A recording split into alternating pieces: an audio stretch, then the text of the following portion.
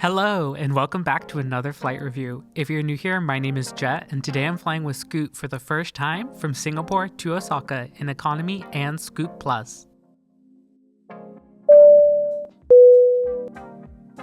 Scoot calls the familiar Terminal 1 home here at Singapore Changi. There's plenty of check-in desks, along with a large self-serve bag drop area too.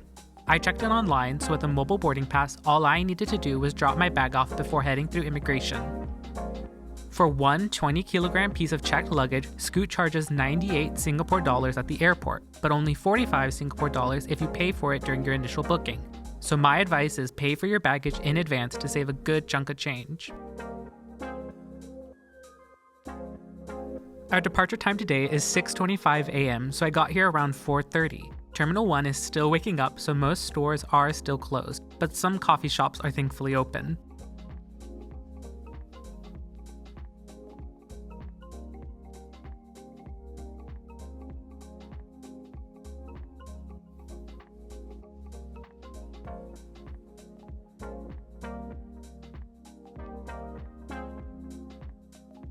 We're departing from gate D37, which is towards the end of the terminal. The gate area is pretty standard with a water bottle refill station, but no toilets. And a reminder for all of you, at Changi, you clear security at your boarding gate, so be sure to do your shopping and go potty before you go through security.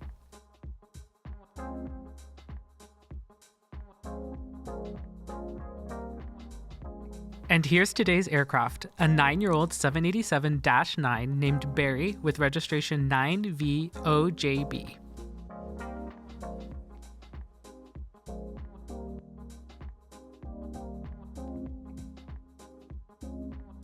For those that don't know, Scoot is a low-cost carrier with very minimal onboard offerings. With that, the water refill station was quite the hotspot prior to boarding. Boarding started right on time, and I paid an extra 6 Singapore dollars to be in Zone 1, which is the first boarding group.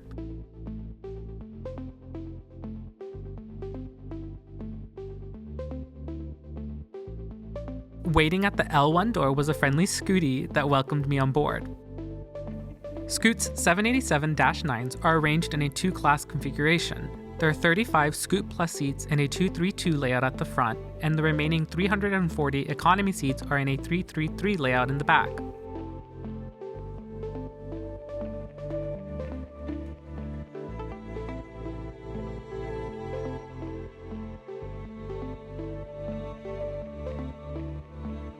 And here's my seat for today, 10K, which is a window seat in the Scoot and Silent zone of the economy cabin, which I paid 40 Singapore dollars to reserve.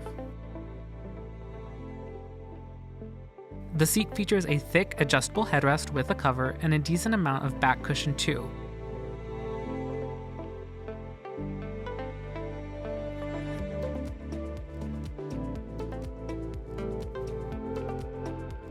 Controls for your reading light and flight attendant call button can be found on your right armrest and your recline button on the left. Each seat features a tray table that does not fold, but it does scoot forwards and backwards. Beneath that, there's your standard literature pocket, and beneath that, there's some pretty good unobstructed room for your legs. Legroom is honestly pretty impressive up here in the Scoot and Silent zone, although it is a bit more snug in the rest of economy. If you're on a 787-9 and your flight is longer, I would definitely say the 40 Singapore dollars is worth it for the space alone up here.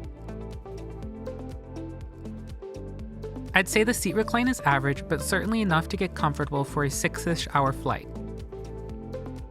I know Scoot has recently had some questions raised about cleanliness, and there were a couple of skid marks here and there, along with some gunk between the wall and the window seats. This isn't the dirtiest plane I've ever been on, but it's also not the cleanest. Boarding wrapped up right on time, and we started our pushback for our 5-hour and 33-minute flight to Osaka.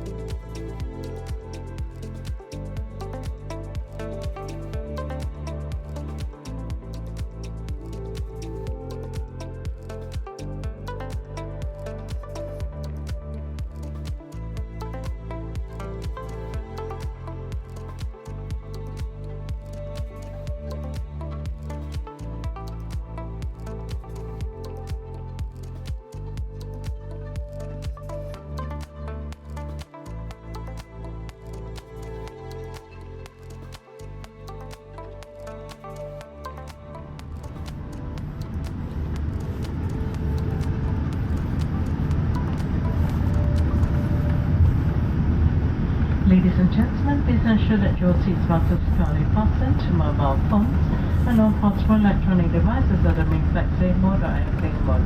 Headphones or earphones must not be worn, and charging of portable electronic devices using power banks are not allowed. During taxi and takeoff until the seatbelt signs are switched off. Thank you. 皆様、シートベルトを今一度お確かめください。携帯電話を含むすべての電子機器類をフライトモードに設定してください。ヘッドホンやイヤホンのご使用、並びに電子機器類の充電は滑走時また離陸時、シートベルト着用サインが消えるまで禁止されております。ご注意ください。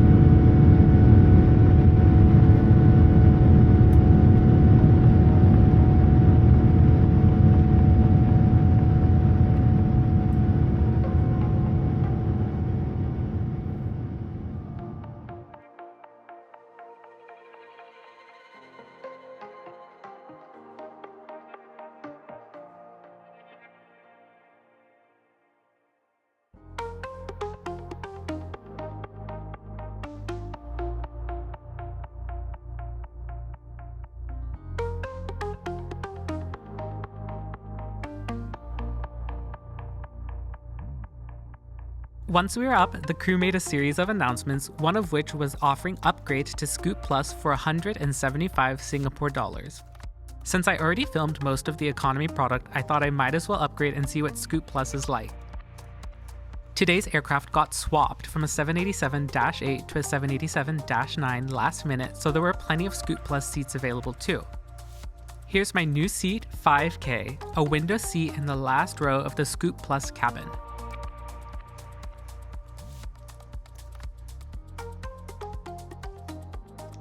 These leather seats feature an adjustable headrest that I could barely move up and down. There's also a universal power outlet for each seat that you don't have to pay to turn on like in economy.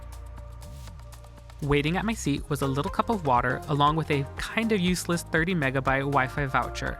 I couldn't get the Wi-Fi to work on today's flight, but even so, I don't think 30 megabytes would go too far. There's still no IFE in ScootPlus, but you will find a standard literature pocket and good legroom.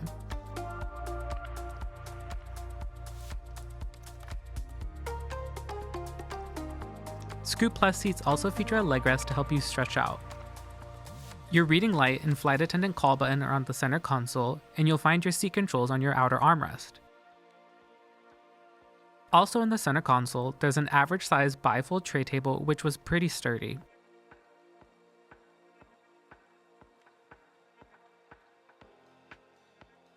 Unfortunately, Scoot's 787s do not feature individual air nozzles, but thankfully the cabin was kept at a comfortable temperature.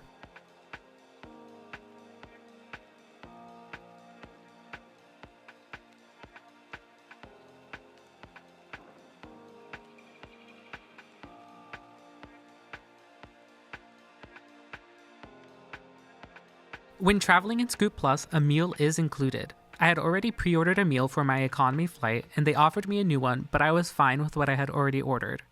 I would like to give Scoot some props though for having such a large selection of pre-orderable meals. There's a lot to choose from during booking, and you can go back and change it as many times as you want. I originally ordered the laksa, but then swapped it for the nutty korma. If you didn't pre-order a meal for your economy flight, Scoot also has a buy on board menu in the seat back of each seat.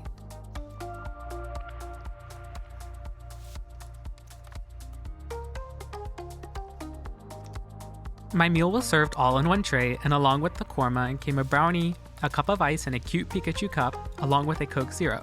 You also get a set of utensils and a hand wipe.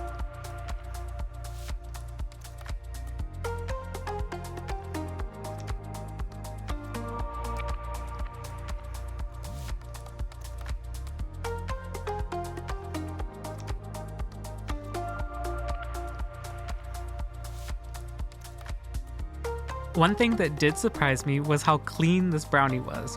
There were only 7 ingredients, none of which were chemical.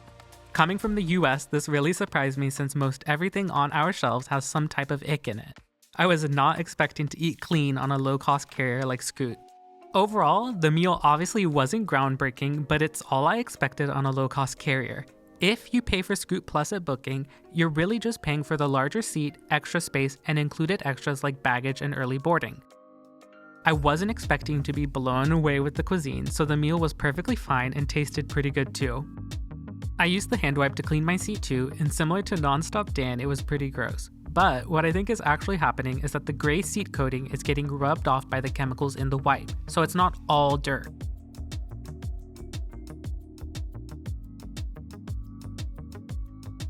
This cabin again was by no means the cleanest, but also not the dirtiest. The space between the seats and the walls was pretty gross. There was also some tape down here, and I'm not sure why, but it definitely helped the gunk stick around. I do not know why Scoot planes are not cleaned to the same standard as Singapore Airlines. You'd think they'd hire the same company to clean all the cabins.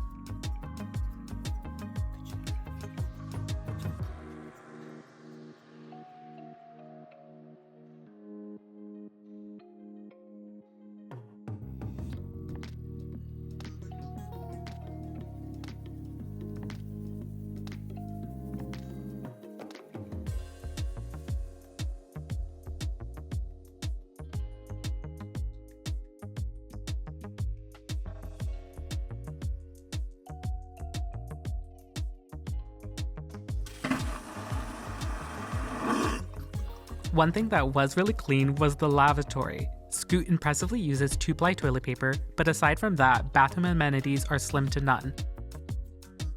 The lav is pretty standard, but you do get 2 coat hooks up here. Kudos to the crew for keeping the lav so clean.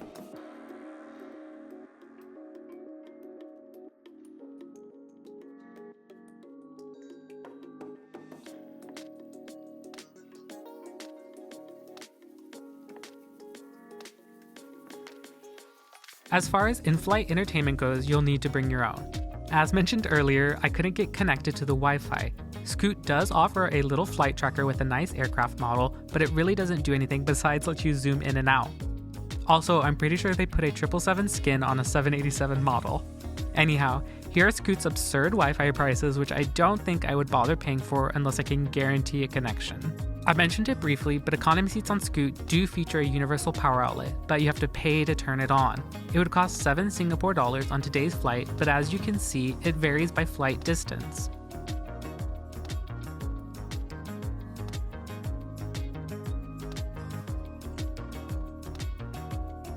The rest of the flight was smooth and uneventful, and the crew up here in ScootPlus made sure we stayed hydrated, coming around and offering water throughout the flight. I think Scoot can get a pretty bad rap, and honestly I'm sure it can be pretty miserable in a middle seat in economy for a flight longer than 5 hours. But I think if you manage your expectations and prepare yourself, Scoot is totally fine. Sometimes money talks, and their fares really can't be beat. For a reserved seat, baggage, and a meal, I paid roughly 390 Singapore dollars or about $290 US for a one-way ticket. For comparison, at the time of booking, Singapore Airlines was charging about double the cost, so around $517 for the same one-way ticket but in economy. For me, in this instance, Scoot was worth it. Even with adding an extra 175 Singapore dollars for my onboard upgrade, I still came in under the cost for an economy seat on Singapore Airlines. If you don't mind some skid marks here and there and want to save some coin, I'd say Scoot is just for you. For this 5.5-hour hop to Osaka, it was totally fine, and I would have been fine in my economy window seat too.